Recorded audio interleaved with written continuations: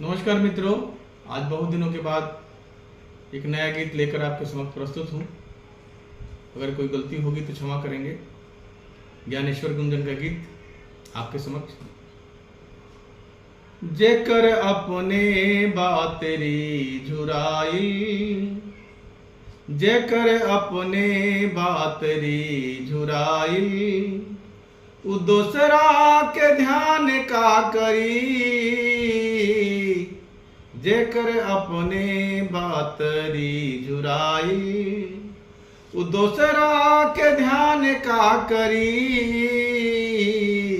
पेट अपने भरत नइखे जेकर, उ दोसरा के दान का करी।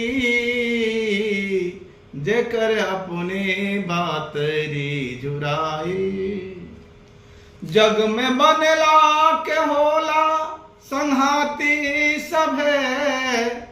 जग में बनला के होला संघाती सभे। देखी बिगड़ल समैया के मीत ना मिले। देखी बिगड़ल समैया के मीत ना मिले। जे अभावे में जिंदगी बितावल, जे अभावे में जिंदगी बितावल, अब उ सुख के बखान का करी। जेकर अपने बातरी झुराई, उ दोसरा के ध्यान का करी। पेट अपने भरत नहीं के जेकर, उ दोसरा के दान का करी। जाति धर्म से बढ़हन न होला कोई। जाति धर्म से बढ़हन न होला कोई। जबले आफत में आदमी के काम ना आवे। जबले आफत में आदमी के काम ना आवे।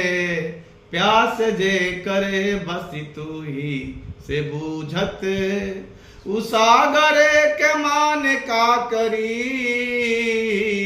प्यास जे करे बस तू ही से बूझत, उ सागर के मान का करी।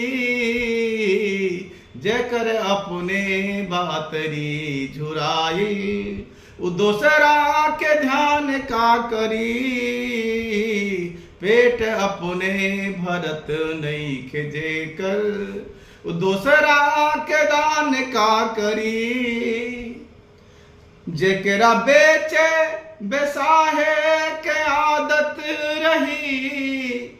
जेकरा बेचे बेसाहे के आदत रही।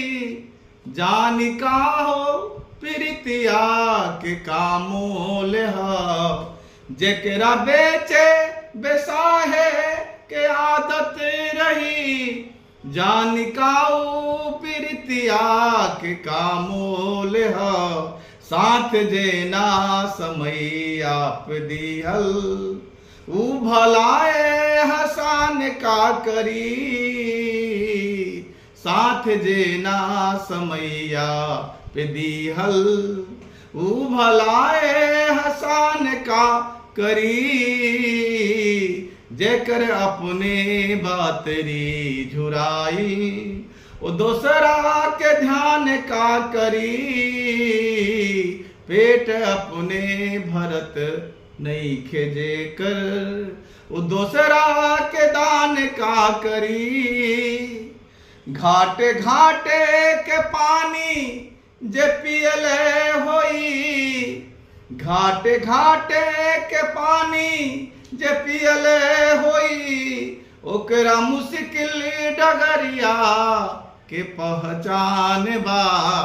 घाटे घाटे घाटे घाटे के पानी जे पियले होई। ओकरा मुश्किल डगरिया के पहचान बा। 4 दिन से जे बाटे भुखाई। 4 दिन से जे बाटे भुखाई।